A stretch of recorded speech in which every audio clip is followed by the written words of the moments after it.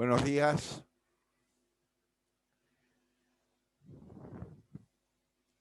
Bueno, vamos a seguir explicando entonces el tema de los derechos colectivos. Nos quedaba por ver, vinculado con el artículo 41, medio ambiente sano, el tema de la distribución de competencias entre nación y provincia, es decir, que le corresponden a la nación el dictado de las leyes de presupuestos mínimos de protección y a las provincias las necesarias para cumplimentarlas sin que a aquellas abran las jurisdicciones locales. Es decir, que fundamentalmente la distribución de competencias está dada en que las leyes de carácter general, de protección ambiental de carácter general y que fijan los presupuestos mínimos son dictadas por la nación y el cumplimiento efectivo de esos dispositivos están bajo el control de las provincias. Por eso, en general, lo que se conoce tradicionalmente como certificado de impacto ambiental, es decir, cuando se lleva adelante algún tipo de obra o actividad, es gestionada ante la provincia en la cual la obra se realiza. Pero las pautas de protección ambiental están en legislación de carácter nacional. Digamos que la legislación que establece las pautas básicas de protección ambiental son dictadas, digamos, por el Estado Nacional a través del Congreso. Y el efectivo control y cumplimiento de esos dispositivos queda en manos de cada una de las jurisdicciones provinciales o en su caso la ciudad autónoma de Buenos Aires. Finalmente, el artículo 41 de la Constitución, en la última parte, habla de la prohibición de ingresos de materiales actual o potencialmente peligrosos, por un lado, y los radiactivos. Es decir, hay una prohibición absoluta del ingreso de lo que se conoce, digamos, como material radiactivo, y luego hay una distinción o una ampliación respecto al concepto de peligro, en el sentido de que no se trata solamente de los desechos peligrosos, sino que por el proceso químico al que pueden llegar a estar sometidos se transformen en potencialmente peligrosos. Uno de los debates que se ha dado en la práctica es el caso de los desechos peligrosos o potencialmente peligrosos o radiactivos de utilización industrial posterior, es decir, que son reutilizados. Y en ese caso, bueno, el debate es la prohibición de ingresos de carácter absoluto o tiene, digamos, un grado de relatividad. Y es donde se ha dado el debate y donde en algunos se ha admitido, digamos, el ingreso de este material en la medida en que sea reutilizado. Es decir, que haya la posibilidad de su reutilización. Pero la prohibición constitucional tiene su sentido en la medida que la contaminación emergente puede producir efectos, digamos, de muy largo plazo y muy dañinos, ¿no? Es decir, tenemos los elementos radiactivos y las consecuencias, por ejemplo, de los accidentes radioactivos que se han producido en el mundo, por ejemplo, el caso particular de Chernobyl en su momento, o lo que fue en la finalización o en la etapa última de la Segunda Guerra Mundial la bomba atómica, digamos, en Hiroshima y Nagasaki, las consecuencias humanas, sociales, son a muy largo plazo porque van generando consecuencias a pesar del transcurso del tiempo. Entonces, ese es un motivo concreto por el cual justamente el constituyente estableció esta prohibición. Por otro lado, la Constitución incorpora los llamados derechos de los consumidores y usuarios, es decir, el artículo 42 incorpora lo que hemos denominado desde el punto de vista del abordaje teórico de los derechos colectivos, los denominados derechos colectivos subjetivos, es decir, donde una misma situación genera en forma simultánea afectación de derechos colectivos, pero también afectación de derechos subjetivos individuales. Y este es el ejemplo claro, digamos, del derecho de los consumidores y usuarios.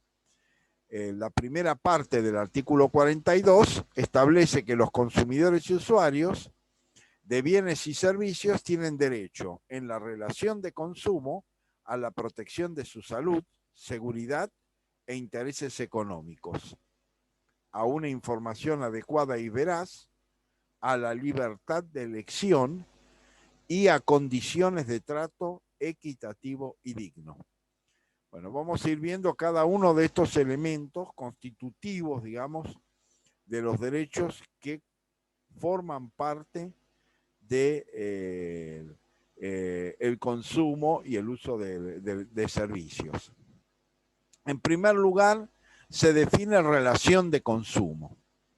Es decir, la relación de consumo se va a caracterizar sobre todo por la existencia de una relación desigual entre quien ofrece un producto a ser consumido o un servicio a ser utilizado con respecto a quien es el consumidor o el usuario. Es decir, esa situación de desigualdad contractual es la que caracteriza las relaciones de consumo. El ejemplo son, bueno, múltiples. Es decir, cuando uno quiere, por ejemplo, va a un banco para pedir un crédito, en general no va a negociar las condiciones, sino que eventualmente el banco le va a exhibir cuáles son las posibilidades. Es decir, le va a decir, bueno, usted tiene la posibilidad de sacar un crédito a 12 meses pagando tanto, a 18 meses pagando tanto, a 24 meses pagando tanto. Pero en última instancia yo no voy a poder negociar ni los intereses ni los plazos más allá de lo que justamente el banco me ofrece. Es decir, en general el consumidor, el usuario, genera lo que se denominan técnicamente contratos de adhesión. Es decir, uno adhiere a determinadas condiciones. Entonces, el nivel de elección y el nivel de participación en el proceso de elaboración y construcción de la relación contractual es casi inexistente. Si pongo este ejemplo, como tantos otros, en los cuales lo mismo sucede, vayamos a la cuestión de consumo. Es decir, me venden en un mercado un determinado producto, y yo por supuesto que no estoy en la condición de examinar la calidad, las condiciones, si los elementos descriptivos que ese producto señala son efectivamente así, sino simplemente en esa relación de consumo adhiero en una relación de confianza de que ese producto reúne las condiciones y está con la calidad suficiente para ser consumido. Lo mismo si voy, digamos, a un restaurante. Yo no voy a examinar la cocina, ni voy a ingresar para mirar a ver, bueno, si los elementos de higiene, de seguridad, están cumplidos, sino simplemente voy al salón, me siento, consumo y evidentemente, digamos, hay una responsabilidad de quien ofrece justamente sobre la base de esta característica de la relación de consumo. Es decir, para que ustedes tengan claro, el precedente más importante que se ha dado en la legislación comparada y en la legislación argentina es el derecho del trabajo. Es decir, el derecho del trabajo parte de una idea, de que en una relación laboral entre empleador y empleado, el empleado está en una condición de desventaja, de debilidad contractual.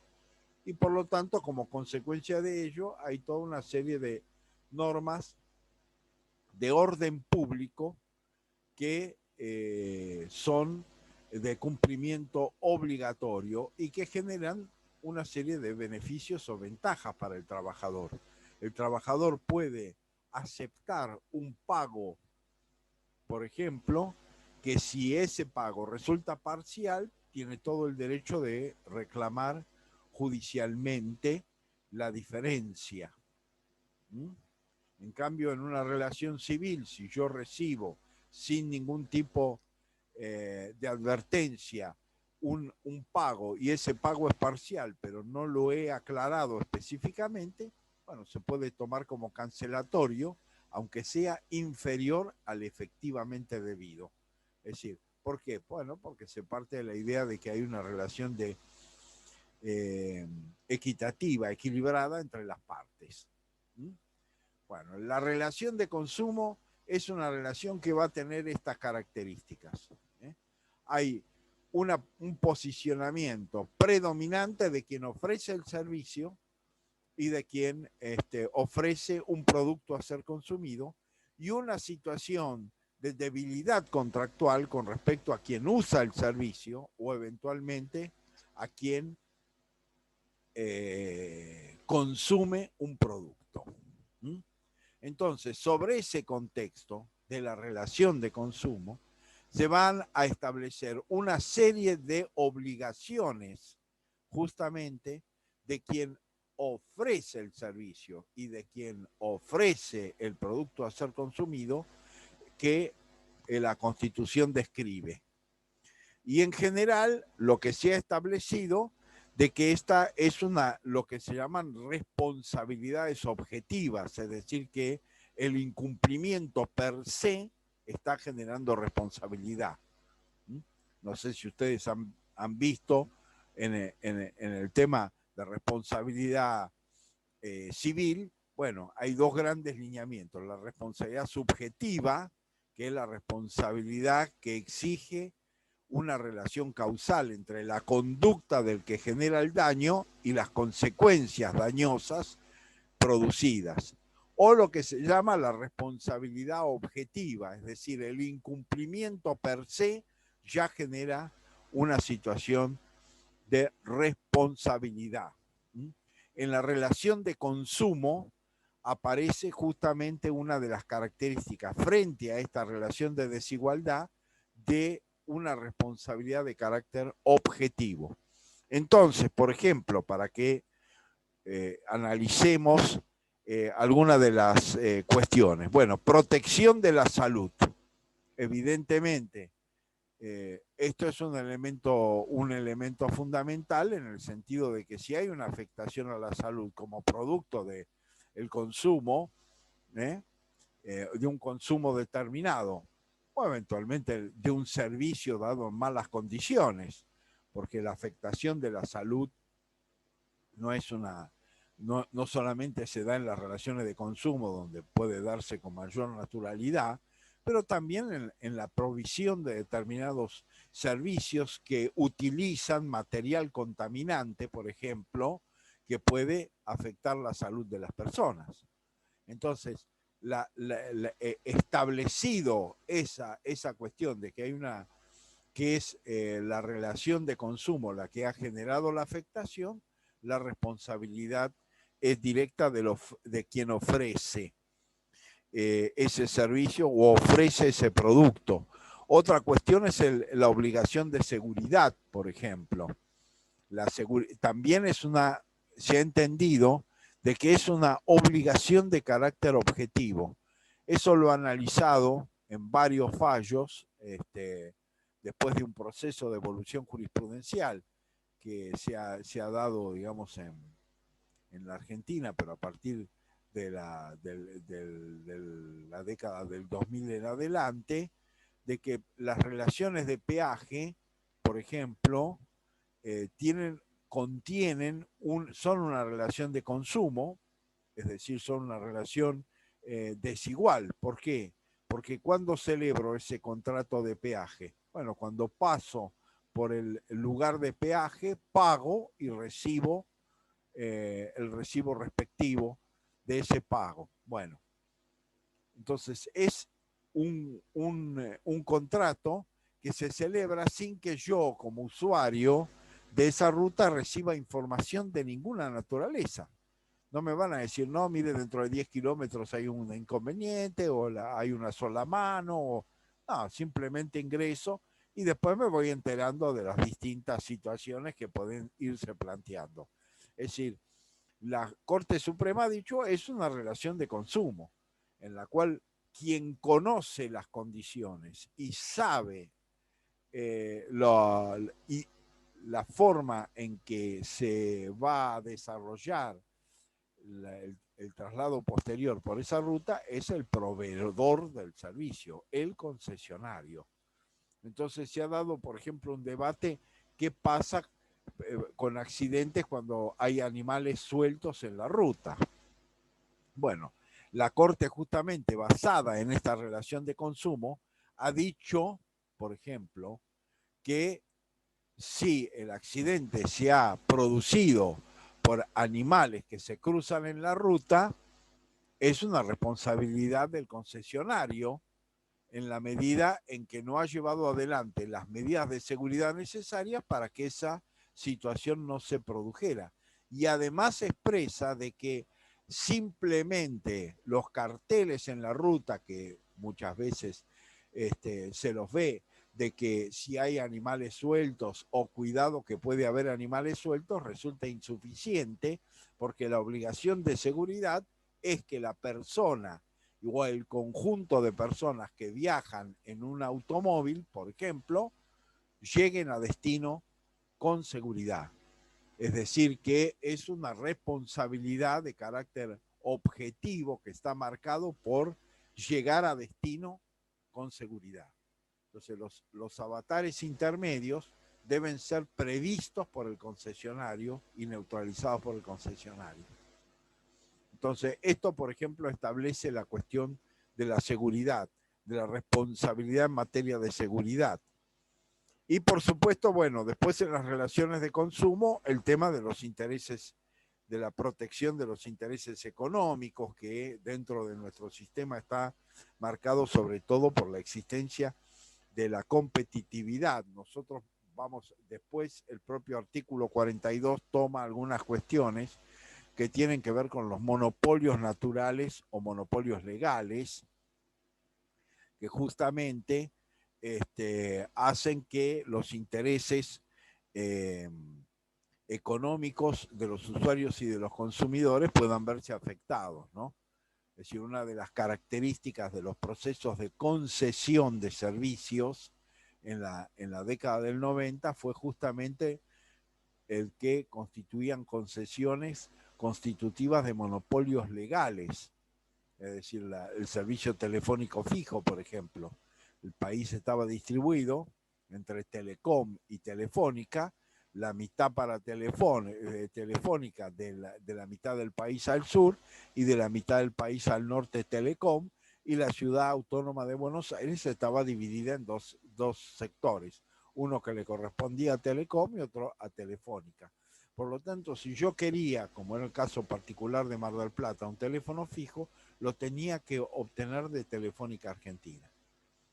Entonces, ¿qué fijaba? Bueno, la posibilidad de que en última instancia no había competitividad y por lo tanto no había diferencias en o posibilidades, opciones económicas alternativas frente a ese servicio. Bueno, entonces uno de los factores fundamentales es para la defensa de los intereses económicos dentro del sistema es garantizar la competitividad entre empresas como una forma de protección de esos intereses económicos. Después, información adecuada y veraz. Esa es otra cuestión que ha sido analizada muchísimo por la jurisprudencia y que también la legislación ha avanzado en ese sentido. Información adecuada y veraz, bueno, eso ha hecho que la legislación, por ejemplo, los productos alimentarios o alimenticios, tengan en su envase toda una serie de información respecto a la composición, a la forma en que están integrados, a las calorías que representan cada uno de esos productos conforme una cierta cantidad, etcétera. Pero además esa información, además de ser necesariamente adecuada, es decir, para conocer efectivamente qué se consume, tiene que ser veraz, es decir, tiene que corresponder a la realidad propia del producto o del servicio que se ofrece. Es decir, si yo ofrezco un servicio de, qué sé yo, de correo, por ejemplo, para decir una alternativa vinculada con el servicio, un correo puerta a puerta donde voy a entregar la correspondencia en 24 horas, esa promesa constituye una obligación que de no cumplirse violentaría esta idea de veracidad de la información y por lo tanto generaría de por sí una responsabilidad para quien otorga el beneficio. Es decir, que la información no solamente tiene que ser adecuada, tiene que ser veraz. Es decir, que si yo digo, bueno, yo ofrezco este servicio con estas ventajas, bueno, esto después en la práctica concreta tiene que cumplirse. Si no se cumple, hay responsabilidad del proveedor del servicio porque vulnera objetivamente el concepto de veracidad. Bueno, el tema de defensa de los intereses económicos también está asociado a otra cuestión que es a la libertad de elección. Que justamente, bueno, hay libertad de elección en la medida en que hay diversidad de opciones. Hay diversidad de opciones. Por ejemplo, en la telefonía móvil, originariamente existían cuatro grandes empresas, de las cuales una de las empresas terminó siendo absorbida, que fue la que absorbió la Claro, por ejemplo. Entonces, actualmente existen tres empresas, ¿no? Personal, Claro, Movistar. Son las tres empresas que existen. Bueno, una cuestión que se debatió y que se debate es justamente esta cuestión de la libertad de elección. En la medida en que el mercado se va concentrando, la libertad de elección se va restringiendo. Entonces, en la relación de consumo debe existir esta posibilidad. Por ende, vuelvo a insistir, las situaciones en las cuales se restringe la capacidad de elección siempre son cuestionadas desde este lugar. Es decir, la concentración del mercado genera una perturbación clara sobre la libertad de elección. Entonces,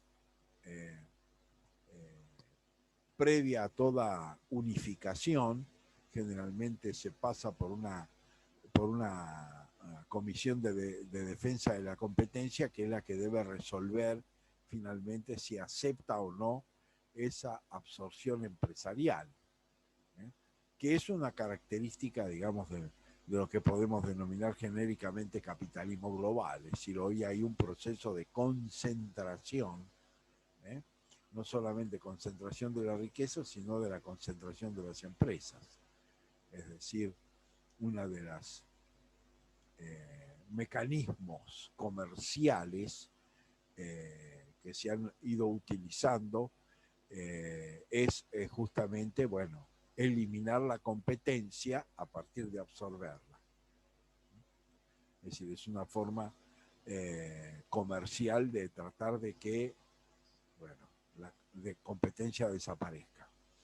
Entonces también por imperativo constitucional, estas posibilidades de absorción empresarial deben estar bajo el control del Estado para determinar si efectivamente hay una afectación de la libertad de elección o no en el caso concreto. Y finalmente, condiciones de trato equitativo y digno. Bueno, esto también tiene su importancia, posiblemente muchos de ustedes lo han vivido. Es fácil entrar en una empresa de telefonía celular, pero no es tan fácil salirse de la empresa. Decidir yo no quiero seguir estando ahí, quiero cambiar o quiero dejar, etcétera. Bueno, generalmente aparecen dificultades para que eso se materialice. Esto afecta ese trato equitativo y digno. Por ejemplo, es decir, que es otro aspecto fundamental de la relación de consumo que muchas veces se ve violentada. Es decir, que la persona no recibe el trato adecuado o eventualmente debe pasar por una serie de etapas, situaciones, condiciones, etcétera, para finalmente generar, digamos, lo que sería su última voluntad comercial, que es, bueno, salirme de un lugar determinado, dejar de tener determinado servicio. Generalmente esto no es una alternativa sencilla, no es voy, no. Entrar, es fácil entrar, ¿por qué? Porque la empresa fija las condiciones, establece en última instancia también los costos, etcétera. Y justamente esto es lo que ha generado en esta última etapa, en el presente gobierno, el hecho de establecer que determinadas, sobre todo en este contexto de pandemia, que los servicios de Internet, los servicios de comunicación, sean servicios de interés público y por lo tanto puedan ser regulados o graduados por el Estado más allá de las relaciones comerciales. Entonces acá juega justamente esta cuestión. También hay una afectación del trato equitativo y digno si dentro de un determinado contexto, por ejemplo, un debate que se está dando en la actualidad, accesibilidad a los medios electrónicos a los fines de continuar la formación educativa frente a situaciones que en general en la práctica, aún con la reapertura de las clases presenciales, generalmente hay una situación de en la cual se intercala la cuestión de la formación mediática con la formación dada presencialmente. Por ejemplo, en materia, muy recientemente en la Universidad Nacional de Mar del Plata se ha abierto, digamos, un programa destinado a quienes tienen dificultades de conexión, de conectividad, para acceder, digamos, a las clases por Zoom o por Cisco Meet o por algún otro programa que pueda estar disponible para el desarrollo de las mismas. Bueno, esto tiene que ver también con esta cuestión del trato digno y equitativo. Es decir, el hecho de que dentro de determinados contextos hay servicios que resultan esenciales y que por lo tanto, frente a esa situación, el Estado toma no solamente el derecho, sino también la obligación de regularlos a fin de garantizar justamente un acceso equitativo a esos servicios. Entonces, el tema del trato equitativo y digno tiene un peso específico muy importante en la medida en que en determinadas circunstancias la privación de determinados servicios resulta altamente genera un alto perjuicio y como consecuencia se torna inequitativo. Entonces, estas características justamente tienen, aún dentro de los contextos particulares, impactos importantes. Luego dice, las autoridades proveerán a la protección de esos derechos. a la educación para el consumo, a la defensa de la competencia contra toda forma de distorsión de los mercados, al control de los monopolios naturales y legales, al de la calidad y eficiencia de los servicios públicos y a la constitución de asociaciones de consumidores y usuarios. Entonces, a continuación, un poco por lo que he estado explicando hasta ahora, aparecen cuáles son las obligaciones del Estado, es decir, de las autoridades.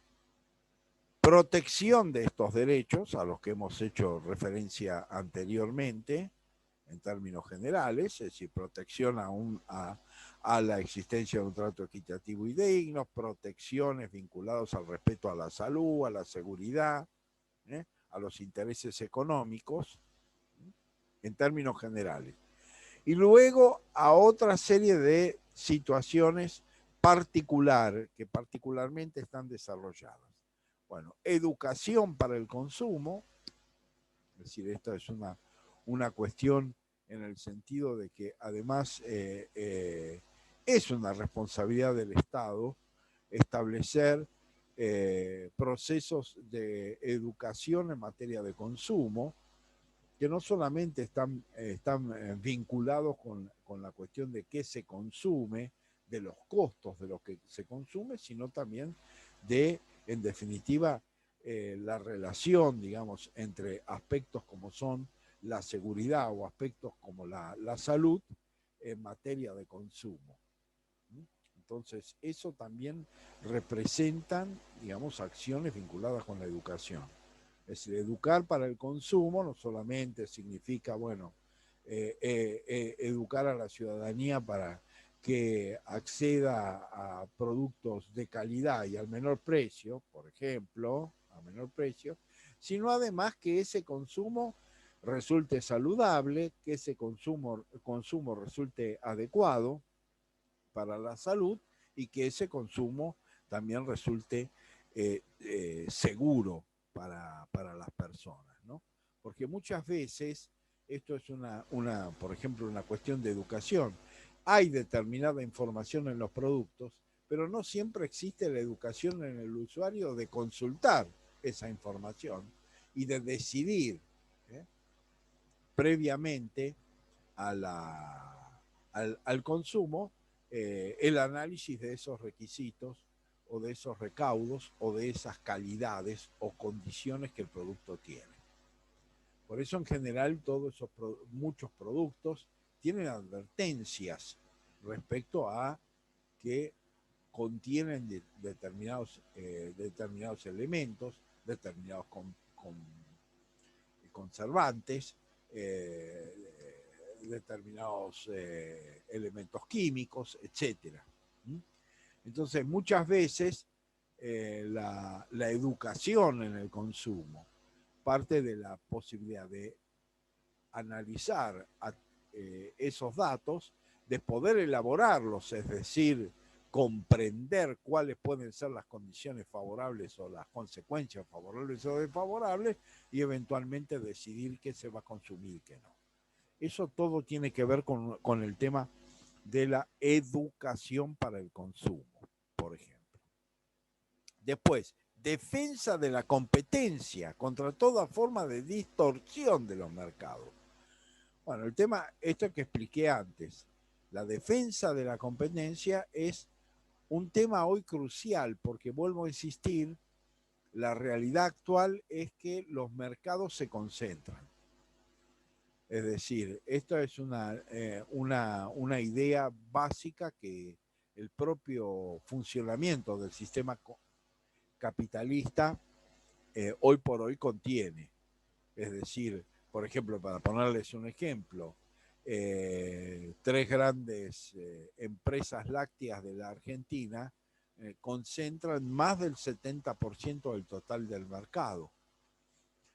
Y muchas veces una misma empresa láctea utiliza productos que están dirigidos a distintos medios, a distintos sectores de la población. Marcas alternativas, lo que llaman las segundas marcas o las terceras marcas, de de una misma empresa, de una misma productora industrial. Y a veces esas marcas, bueno, tienen un nombre distinto al de la primera marca, pero en definitiva es proveída al mercado por una misma empresa. Entonces, ¿esto en qué tiene un impacto en la realidad? El impacto en la realidad es sobre todo una cuestión que justamente de alguna manera está vinculada con otro problema actual, la inflación. Es decir, son pocas empresas las que fijan el precio. Por lo tanto, lo aumentan o lo dejan de aumentar. ¿Por qué? Porque en definitiva son las que tienen lo que se llama técnicamente la posición dominante en el mercado. Entonces, las empresas alternativas pueden ofrecer una cantidad muy inferior del producto y por lo tanto no se pueden transformar en una alternativa competitiva. Y esto está justamente vinculado con el tema de la competencia. Hoy es un tema crucial porque hay una tendencia a la concentración. Hay una tendencia a la concentración. Y es el rol del Estado en ese control de la competencia es fundamental en la actualidad. Es decir, en la actual etapa de desarrollo del capitalismo, si el Estado se desentiende, en general el mercado tiende fuertemente a su concentración y por lo tanto uno de los efectos básicos de ese proceso de concentración es que el precio del producto no puede ser, es controlado por esas pocas empresas. El acuerdo de esas pocas empresas, en definitiva, es la que marca el nivel de precios. Entonces, hoy por hoy el tema de defensa de la competencia es una cuestión básica y fundamental que solamente se puede tornar efectiva a través de la intervención del Estado, porque justamente el proceso de concentración distorsiona esos mercados al eliminar la competitividad. Y vuelvo a insistir, una competitividad que a veces también es una competitividad abstracta, porque uno puede ver, bueno, el litro de leche puede valer 100 pesos, puede valer 80, puede valer 60, pero resulta que quien ofrece el producto es la misma empresa y la que decide los precios y la calidad es la misma empresa. Es decir, no hay competencia. Es decir, una decisión de política económica empresarial exclusivamente.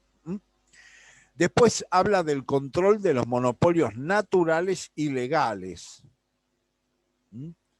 Bueno, esta distinción es que los monopolios naturales sería evidentemente si hay una sola empresa que utiliza un producto natural en forma exclusiva, por ejemplo, o por la condición de que ese producto solamente se puede producir en una zona, en una región determinada exclusivamente, pero tiene un impacto, digamos, comunitario, su utilización. Las legales son las que están establecidas por ley, es decir, la exclusividad empresarial establecida por ley, que vuelvo a insistir, es la Constitución del 94 lo incluye porque una de las características de la privatización de servicios públicos de los 90 fue justamente otorgar esa exclusividad como, digamos, un elemento atractivo para la inversión, es decir, que no iba a tener competencias en la provisión, es lo mismo que nos sucede a nosotros en un servicio, como ejemplo el gas. Bueno, el gas domiciliario, bueno, es una sola empresa la que lo provee, el gas Pampeana. Digamos, no hay otra empresa, es la única empresa. Entonces, evidentemente, si no hay un control por parte del Estado vinculado al funcionamiento, y esto quedará librado solamente a la voluntad empresarial, y bueno, esto podría golpear fuertemente a un sector social en la medida en que a la empresa puede no interesarle que ese servicio básico llegue a precios más bajos o inferiores a determinado sector de la sociedad, ¿no? Que es lo que de alguna manera se está discutiendo en este momento en materia tarifaria con el tema de los subsidios. Es decir, una de las políticas estatales para evitar justamente la privación del servicio, aún frente al aumento de costos, es que ese aumento de costos es absorbido en parte por el Estado. Entonces, lo que está en discusión es, bueno, esos subsidios, como se dice, bueno, quiénes lo tienen que recibir, en qué condiciones se deben recibir, pero evidentemente no se pueden eliminar totalmente, porque si se eliminan totalmente, un sector de la sociedad va a dejar de acceder al servicio, no lo va a poder utilizar. Es decir, esa es la realidad concreta. Pasa también con el transporte público.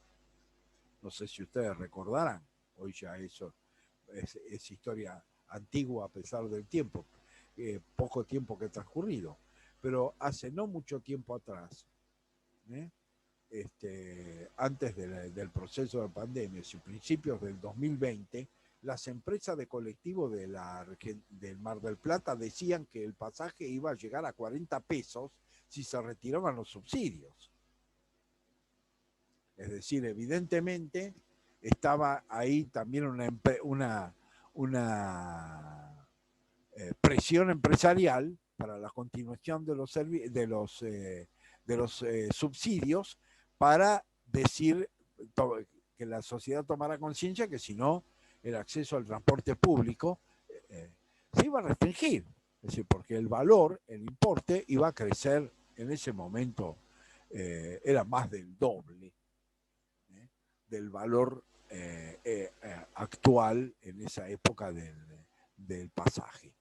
Entonces, bueno, todas estas cuestiones tienen que ver con la intervención, pero no solamente la intervención tiene que ver con estos aspectos, sino tiene que ver con el control de calidad y con el control de inversiones, etcétera, que las empresas están obligadas cuando tienen un monopolio natural o un monopolio legal que hace que la competencia no se constituya en un elemento a ser analizado.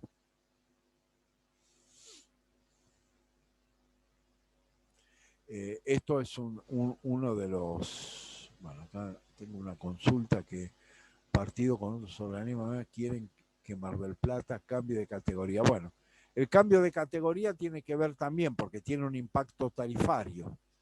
Es decir, el sur, digamos, tiene una categoría que, como hay mayor consumo, por ejemplo, de gas, tiene una categoría que incorpora una tarifa inferior, digamos, por metro cúbico utilizado, digamos, usado. Entonces, lo que es una de las cuestiones que se está batallando es que la categoría del gas domiciliario se modifique a la categoría de los lugares con más fríos, digamos, del país, ¿no? Y que por lo tanto consumen mayor cantidad de metros cúbicos domiciliarios por día, ¿no? Sobre todo durante el invierno, y donde en lugares como Mar del Plata lo estamos padeciendo en este momento. Todavía no estamos en el invierno, pero ya estamos sufriendo el frío, ¿no es cierto? Es decir, que el periodo frío no es 3 meses, es a veces 6 meses del año, ¿no? Entonces el consumo se acelera. Bueno, todos estos aspectos, la generación de categorías, la existencia de los subsidios, etcétera, bueno, tienen que ver con esta posibilidad de la accesibilidad. Pero lo que quería redondear también es que esa accesibilidad no solamente está vinculada con el tema de las tarifas, ¿no? Como límite económico para poder acceder o no a un servicio, y las condiciones y las calidades en que se accede a ese servicio, porque sepan ustedes, por ejemplo, que en materia tarifaria también el nivel de consumo, por eso la categoría es importante, el nivel de consumo y la diferencia anual de consumo impacta sobre la tarifa que se va a pagar. Entonces, generalmente Bueno, la idea es que uno tiene que consumir poco y además mantener ese consumo bajo en forma comparativa. ¿eh? Porque son todos mecanismos que impactan sobre el tema de la tarifa final. Otro problema que tienen los servicios públicos es que una parte importante del pago de la luz, del gas, es impuestos, no es, no es servicio. Esto es otra realidad. Cuando tiempo atrás se tomaron algunas medidas frente a la cuestión de la crisis social, de la crisis económica de la Argentina, aún en el gobierno anterior, bueno, una decisión que se había adoptado es no percibir momentáneamente determinados impuestos. Esta es otra distorsión también de los servicios públicos, es decir, que cuando se debate el tema de las tarifas, es que el pago final del usuario es de una composición mixta, es el servicio y lo que consume y los impuestos que sobre ese consumo el Estado ha fijado en términos recaudatorios. Algo similar sucede con el tema del combustible, por ejemplo. El combustible no es solamente el costo de la nafta o del diésel, es además el costo y los impuestos. Entonces ahí también hay otro tema que forma parte, que se dice poco, pero que forma parte del debate, ¿no? En la medida en que hay un ascenso o un aumento que no está dado solamente por los costos del servicio y del consumo, sino también de los impuestos que porcentualmente se pagan sobre ese costo del servicio final, ¿no? Del periodo. Entonces ahí también hay otro factor, un factor que resulta distorsionante y donde evidentemente la acción del Estado aparece como necesaria, es decir, para decidir si mantiene esos impuestos o no los mantiene. Dentro de ese contexto, hay que decir entonces que el control de esos monopolios no solamente tiene que ver con el costo o con el valor del servicio, y con el tema de los impuestos que esos servicios incorporan,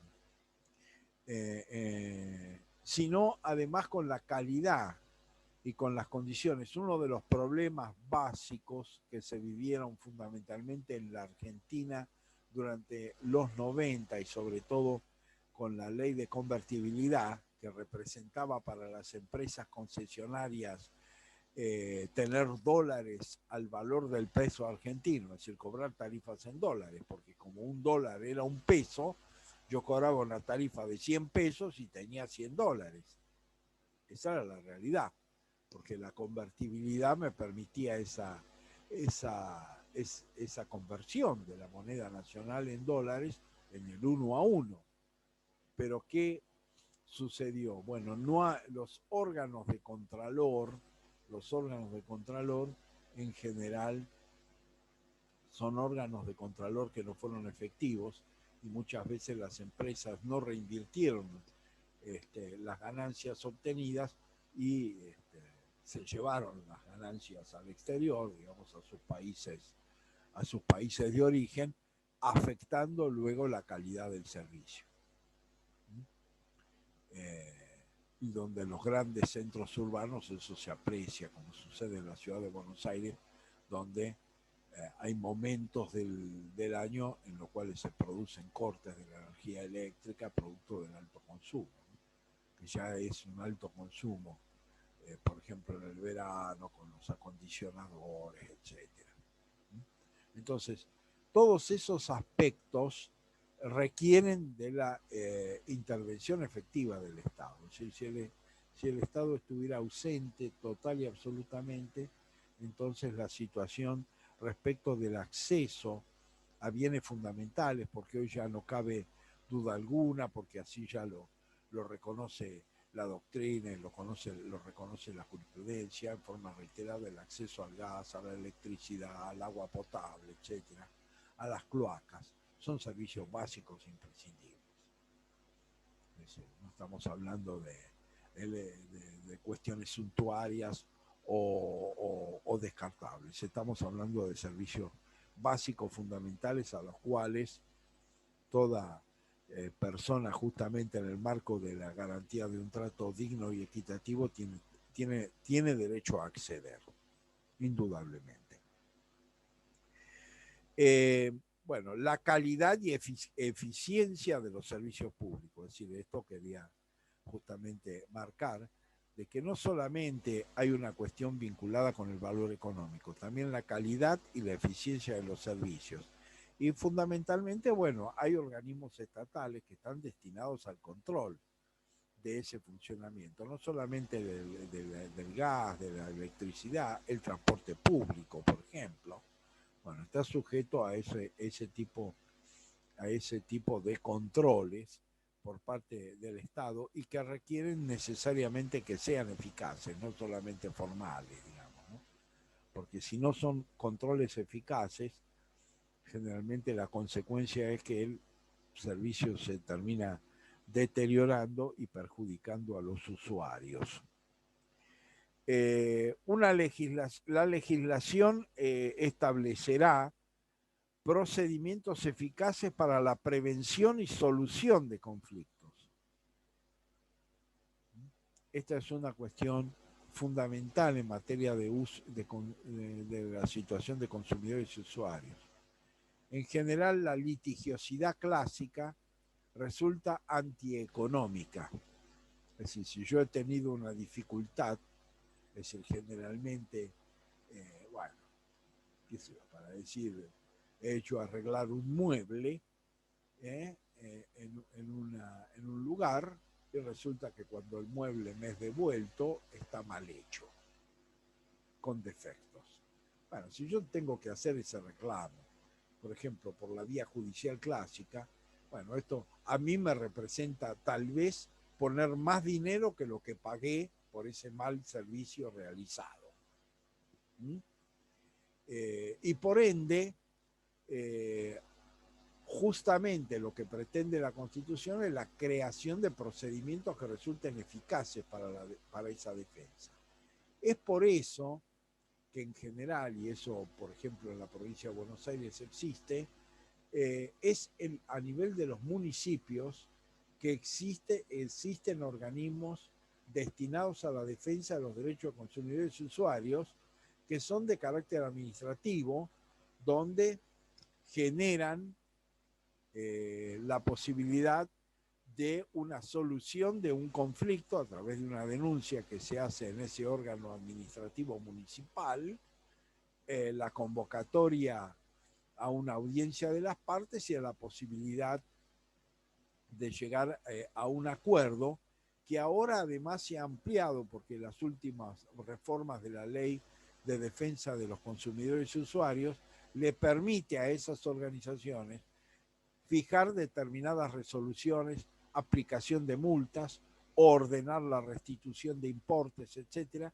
que inicialmente solamente tenían una función de conciliación, de procurar la conciliación. Pero si esa conciliación no era posible, digamos, fenecía ese procedimiento administrativo. Hoy, la ley de consumidores y usuarios ha generado esta posibilidad. Y además, en la Ciudad Autónoma de Buenos Aires, en la Justicia Nacional de la Ciudad Autónoma, bueno, se ha creado la posibilidad de órganos especializados en materia de defensa de consumo y de los consumidores y usuarios. Es decir, lo que se pretende es justamente, frente a una situación de debilidad y de desigualdad, generar condiciones de reclamo y de solución del conflicto que sean, digamos, por un lado, como son estos trámites, son absolutamente y totalmente gratuitos, es decir, no representan erogaciones económicas para el consumidor o el usuario poder recurrir a ellos, y además que tengan un procedimiento ágil que permita una solución, una solución eficaz de ese conflicto. Hay que tener en cuenta de que, y esto sucede en general, yo me puedo ver afectado, por ejemplo, porque un producto no tiene el peso que denuncia. Es decir, yo digo, bueno, esto tiene 500 gramos y realmente tiene 400. Y por supuesto que la afectación individual es desde el punto de vista patrimonial mínimo. Pero ¿qué sucede? El supermercado que vende de un modo masivo con 100 gramos menos un producto está acumulando una ganancia importante de un modo ilegítimo. Entonces esto genera una diferencia que muchas veces uno lo ve. ¿Cuántas veces uno a veces ha comprado un producto y el producto no estaba en buenas condiciones y uno ni siquiera se toma la molestia de ir al mercado y decir, mira, esto no está para el consumo, cambiámelo, sino uno termina arrojándolo a la basura porque dice, bueno, algo qué sé yo, que me costó 20 pesos, 30, 40 pesos, 50 pesos, no me voy a tomar ni siquiera la molestia de ir a reclamarlo. Pero resulta que quien vende ese producto masivamente está obteniendo una ganancia muy importante a través de ese procedimiento ilegal. Y eso marca esta desigualdad que señalé inicialmente con respecto a las relaciones de consumo. Entonces ahí se está generando una situación que verdaderamente la Constitución lo que procura es que se resuelva a través de mecanismos ágiles, digamos, sin costo, y que le permita al afectado poder hacer un reclamo, aun cuando el perjuicio no sea altamente significativo desde el punto de vista económico, pero que represente un ingreso ilegítimo para la empresa que lo hace en forma continua, permanente o masiva.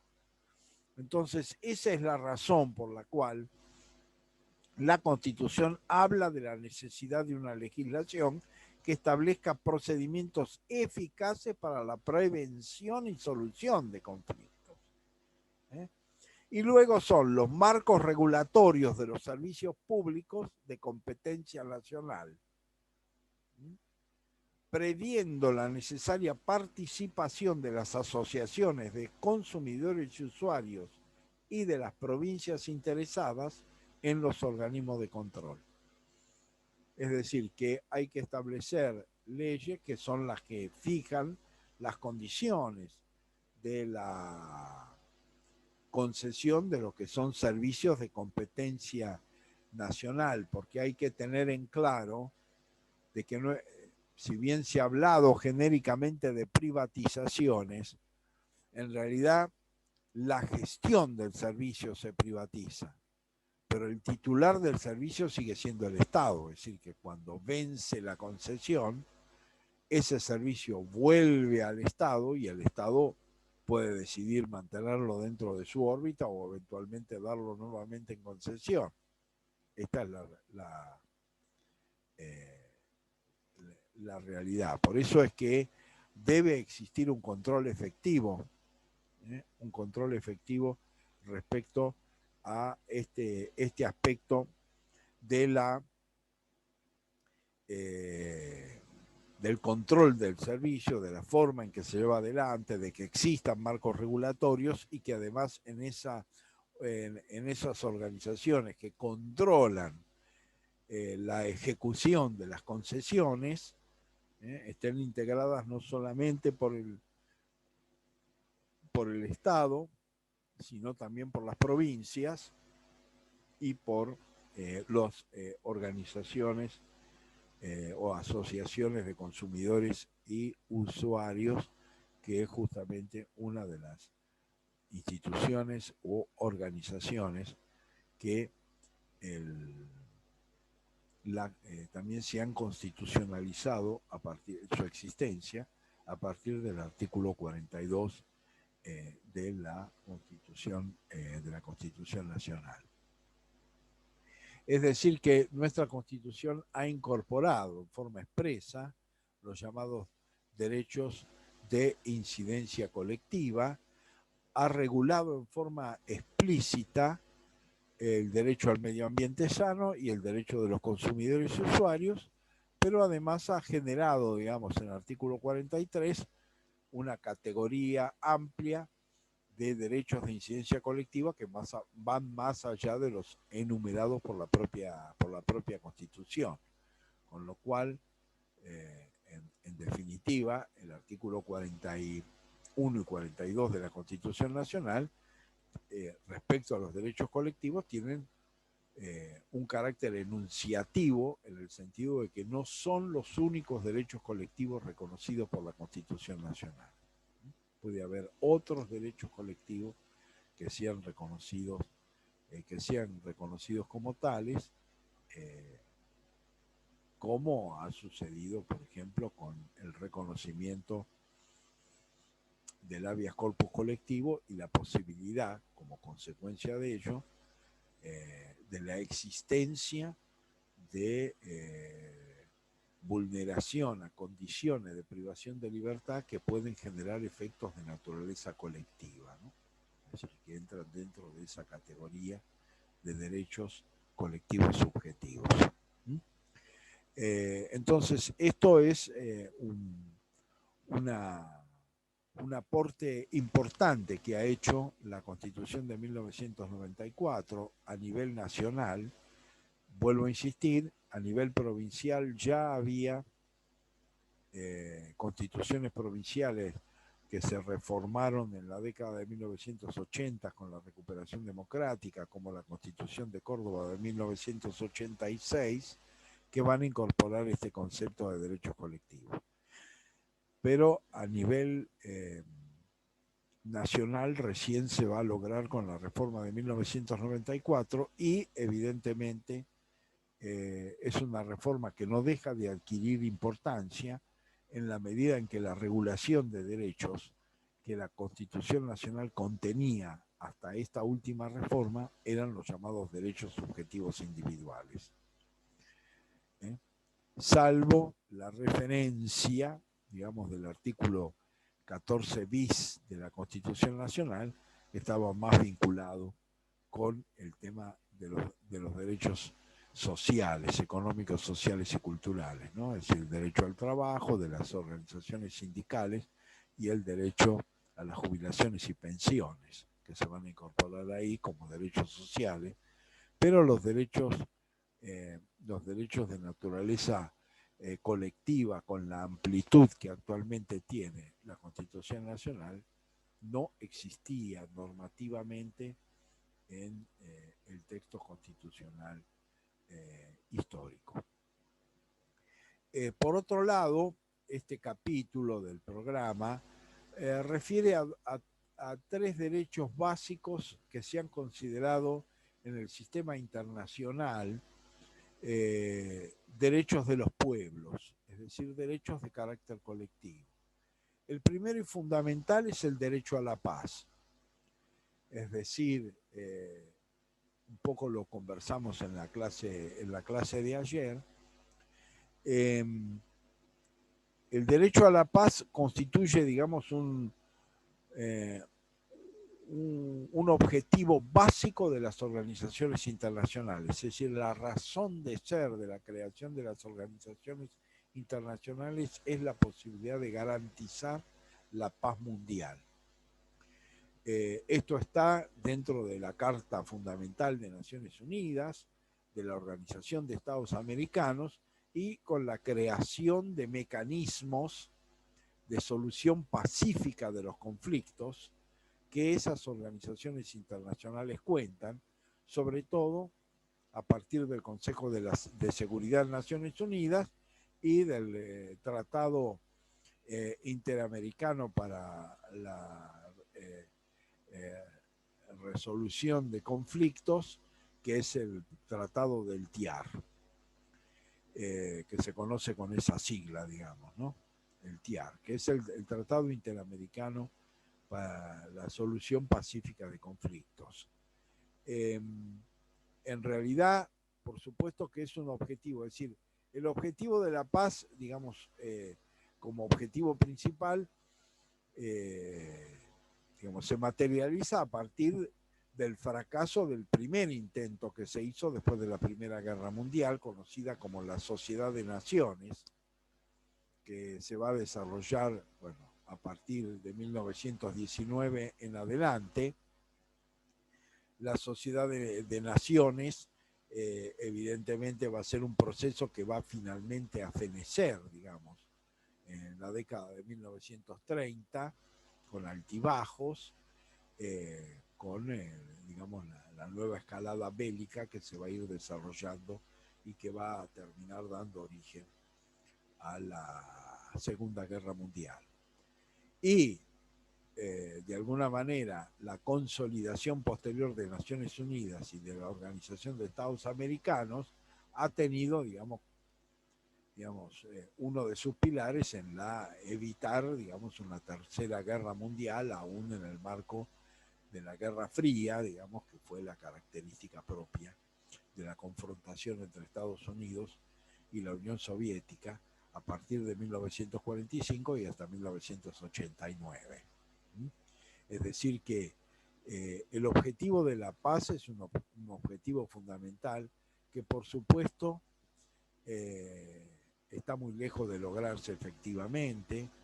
¿Por qué? Porque las situaciones de confrontación, de guerra, de luchas armadas continúan, aunque se evitó, digamos, lo que podemos decir, una tercera guerra mundial. Lo que no se ha evitado es lo que llaman las guerras regionales o circunscritas o de baja intensidad.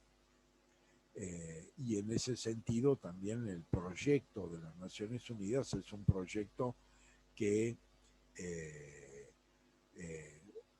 ha logrado resultados relativos, no de carácter absoluto, y ya expliqué ayer que cuando se produjo la invasión a Irak, liderada por Estados Unidos e Inglaterra, bueno, esa invasión además se hizo desafiando la autoridad de las Naciones Unidas. Y eso generó una profunda crisis hacia el interior de las Naciones Unidas y la posibilidad de modificar algunas de sus instituciones, una de las cuales vamos a ver en el módulo 12, que es el tratamiento del tema de la protección internacional de los derechos humanos desde la mirada de las Naciones Unidas, ¿no? Que se modificó a partir justamente del 2006-2007 en adelante, un poco como consecuencia de esta crisis institucional y de autoridad que sufrieron las Naciones Unidas en un contexto de cumplimiento de uno de los objetivos originarios e iniciales de la organización, que es garantizar la paz. Pero el derecho a garantizar la paz y el derecho a la paz es un derecho que, desde el punto de vista del derecho internacional, está reconocido a los pueblos, es decir, es un derecho de carácter colectivo. No es un derecho que se le reconoce a los estados, ni tampoco un derecho que se le reconoce a las personas en forma individual, sino a los pueblos en forma colectiva.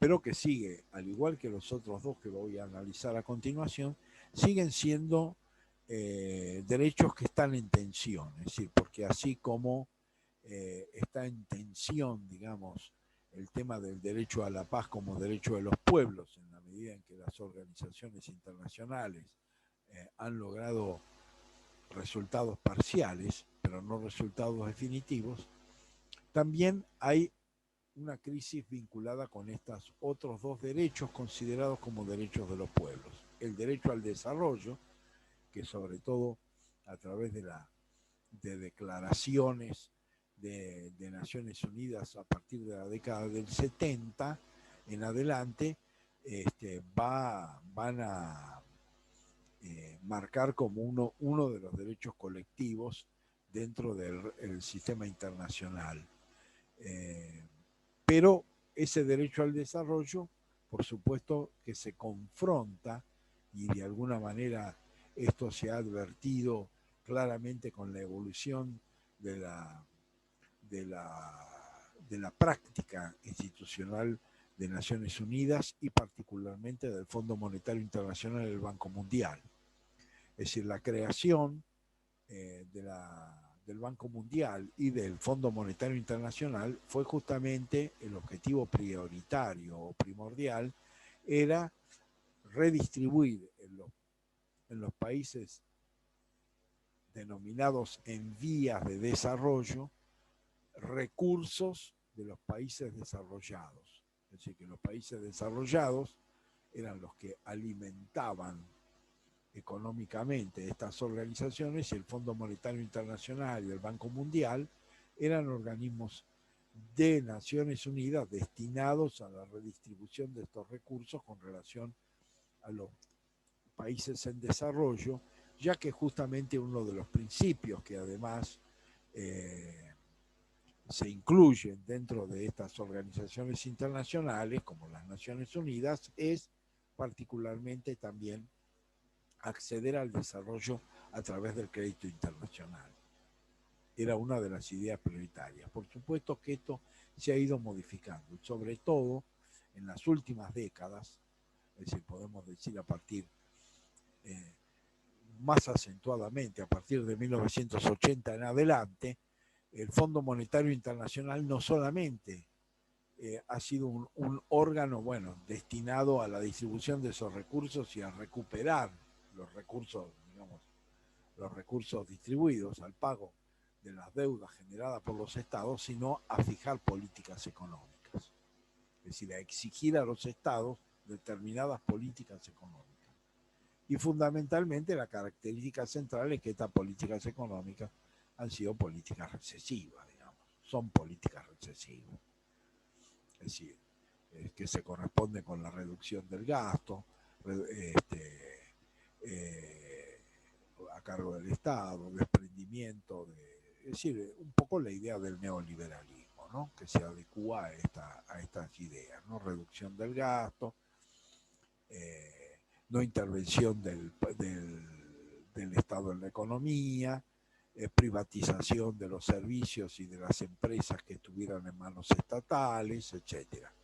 Bueno, desregulación, bueno, todo esto de algún modo ha sido promocionado y solventado por el banco, sobre todo el Fondo Monetario Internacional. Y no solamente con estas políticas, sino con el control constante, es decir, esta cuestión de la presencia de las delegaciones del Fondo Monetario Internacional en los países deudores, a fin de verificar si estas pautas económicas son respetadas o no. Es decir, que no se trata simplemente de sugerencias. Bueno, podrían hacer esto, no, sino que son imposiciones. Porque luego, una vez que eso se ha manifestado, la consecuencia es, bueno, periódicamente vamos al país a verificar si se cumple. Entonces, esto ha distorsionado absolutamente, ¿no?, el tema, porque de alguna manera la política propia de uno de los organismos de Naciones Unidas, que estaba destinado a garantizar una política de desarrollo internacional, bueno, se ha transformado en el instrumento de la recesión y de el no desarrollo económico de los países, es decir, ha conspirado contra ese objetivo. Y esto es una realidad que además no solamente está marcada por las exigencias, sino también está marcada por las condiciones en las cuales se puede dar refinanciación o posibilidad de ampliación de periodos de pago a los estados. Así que todo eso está claramente condicionado. Con lo cual, esto efectivamente se ha transformado en un instrumento que conspira contra el desarrollo en vez de provocarlo o facilitarlo. Y esta es una realidad que donde, si bien el derecho al desarrollo está reconocido, vuelvo a insistir, por diversas declaraciones, y además ha habido organismos internacionales como la Comisión antes de la última reforma de Naciones Unidas,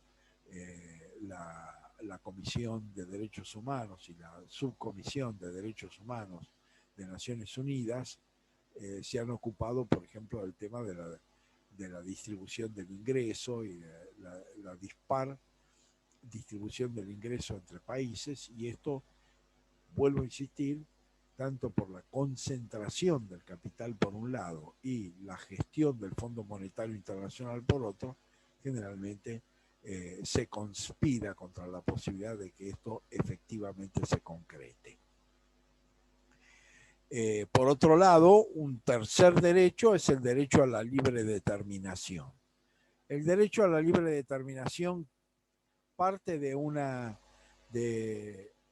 un principio básico que es el llamado principio de no intervención de terceros estados en las políticas internas. Es decir, que un estado tiene el derecho a darse su propia forma de gobierno, su propia estructura política, su propia organización política constitucional, etc. Este principio de libre determinación también está fuertemente en crisis, no solamente en la actualidad. Siempre fue una batalla constante el hecho de que la defensa de la libre determinación se hiciera efectivo. ¿Por qué aparece como uno de los derechos básicos del sistema de Naciones Unidas y de la Carta de Naciones Unidas originariamente? Bueno, porque una de las políticas fundamentales era intervenir, incidir terceros estados sobre las políticas y las decisiones de un país determinado. Bueno, esto si bien desde el punto de vista declamativo se ha sostenido como un derecho, también la práctica internacional, y ya mucho antes, en este caso, la práctica internacional lo ha desvirtuado de la política internacional de los propios Estados miembros de Naciones Unidas. Es decir, por ejemplo, aún después de la Constitución de Naciones Unidas, Haití, la isla de el estado de Haití, digamos, ha sido ocupado por las Fuerzas Armadas norteamericanas por 20 años, por ejemplo. Hay una cuestión que de alguna manera también debemos a un intelectual y ministro de Relaciones Exteriores argentino, que es el doctor Drago, es decir, la famosa doctrina Drago, que es una doctrina previa, estamos hablando de los antecedentes a la constitución de este principio de libre determinación, que era Estados Unidos le reclamaba a través de una acción militar el pago de una deuda a Venezuela. Y justamente la doctrina Drago va a ser la que va a sostener de que no existe la imposibilidad de recurrir a medios violentos para el reclamo de deudas en materia internacional, ¿no? Es decir, pero esta es una práctica que igualmente se siguió llevando adelante a través de intervenciones de distinta naturaleza, y hoy tienen otras características, son características que ponen en tela de juicio la libre determinación, pero con otros fundamentos. Por ejemplo, en la lucha contra el terrorismo, por ejemplo, Estados Unidos tiene un número importantísimo de bases militares colocadas en territorio de la América Latina. Una de las más cercanas respecto a la Argentina es Paraguay, para el control de la llamada triple frontera, es decir, que siempre se ha considerado por los Estados Unidos como una región de financiamiento del terrorismo internacional. Pero esto tomó estado público, sobre todo por la decisión de Colombia, de justamente en el marco de la lucha contra el narcotráfico, que es el otro gran argumento que se utiliza, permitir la instalación de 5 bases militares en territorio colombiano, de Estados Unidos. Entonces también se está generando una nueva forma de control. Una nueva forma de control que ya no tiene que ver, digamos, con la invasión, con la acción armada directa, sino que tiene que ver con un control militar justificado por la lucha contra el terrorismo o por la lucha contra el narcotráfico. Y la otra medida que sobre todo se lleva adelante, en principio la principal víctima lo ha sido por más de 40 años Cuba y ahora más recientemente Venezuela, es lo que se llaman los embargos económicos. Los embargos económicos, bueno, en este caso establecidos por Estados Unidos, pero este embargo económico que prohíbe la actividad económica entre esos países, generalmente tiene motivaciones políticas y tiene que ver con el ejercicio de la libre determinación de los pueblos. Entonces, evidentemente, si bien son 3 aspectos centrales, digamos, son 3 derechos fundamentales, la paz, el desarrollo y la libre determinación, que a la vez están asociados entre sí, porque es muy difícil que haya desarrollo sin paz. Es muy difícil que se mantenga la paz en un contexto de subdesarrollo y de extrema pobreza, y es muy difícil que se termine generando paz y desarrollo si no se respeta efectivamente la libre determinación. Es decir, esto ha significado una situación que generalmente, justamente cuando se afecta a la libre determinación a través de acciones militares, bueno, esto genera luego confrontaciones, afectaciones a la paz de los pueblos en determinados territorios, etc. Entonces, todo esto en la práctica, digamos que se constituyen en 3 grandes derechos colectivos y 3 grandes anhelos de la organización o de las organizaciones internacionales y de los propios países miembros en gran medida, o en una gran medida, pero que la realidad institucional desacredita en forma permanente.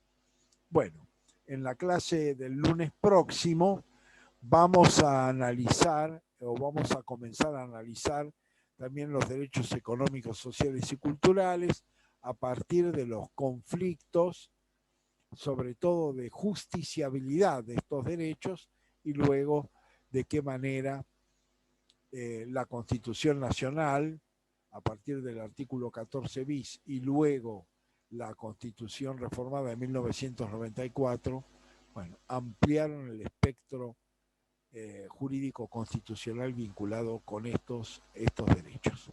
Bueno, gracias. Nos vemos el próximo lunes.